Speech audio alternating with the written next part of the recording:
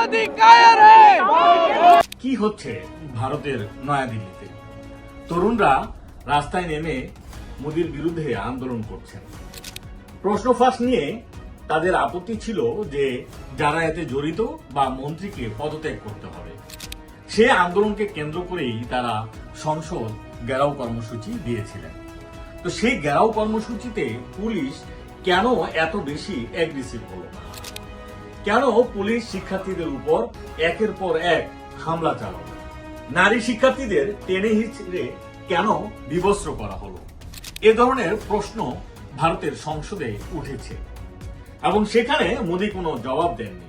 সংসদে তিনি এ নিয়ে কোনো কথা বলেননি। তাই বিরোধীরা বারবার এই বিষয়গুলোকে সামনে নিয়ে আসছেন। কেন রাহুল গান্ধীকে সেই বিক্ষোভ থেকে গ্রেফতার করা হলো?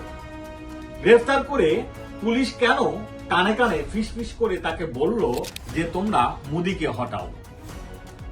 এই যে শিক্ষার্থীদের উপর হামলা এবং পুলিশের এই যে ক্ষিপ্র আচরণ, তা নিয়ে এবং তরুণদের তাদের দাবিতে অটল থাকায় কি বোঝা যায়? এবং ভারতের কয়েকটি গণমাধ্যম এখন মোদীর প্রেক্ষাপট নিয়ে কথা বলতে শুরু করেছেন। তারা বলছেন যে মোদীর বিভিন্ন ধরনের আচরণ এবং সাম্প্রতিক নির্বাচনে বিরোধীদের ছিন্ন ভিন্ন করে দেওয়ার যে প্রক্রিয়া, সেখানে মোদী আসলে অনেক মন্দ কাজ করেছেন, যেগুলো নিয়ে এখন সবকিছু সামনে আসছে। এবং তরুণরাও প্রতিজ্ঞাবদ্ধ হয়েছেন যে তারা পিছপা হবেন না তাদের দাবি পূরণ না হওয়া পর্যন্ত।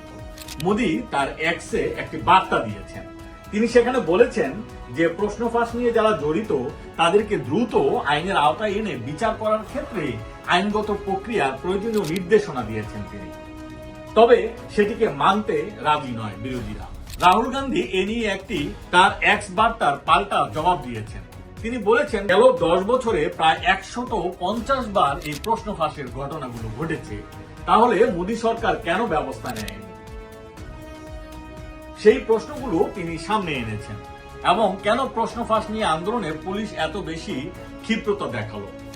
সবকিছু মিলিয়ে এটাই বোঝা যায় যে মোদীর শাসন ব্যবস্থাকে অনেকেই এখন আর ভালোভাবে নিচ্ছেন না, যার কারণে মোদীর পদত্যাগ দাবি করছেন তারা।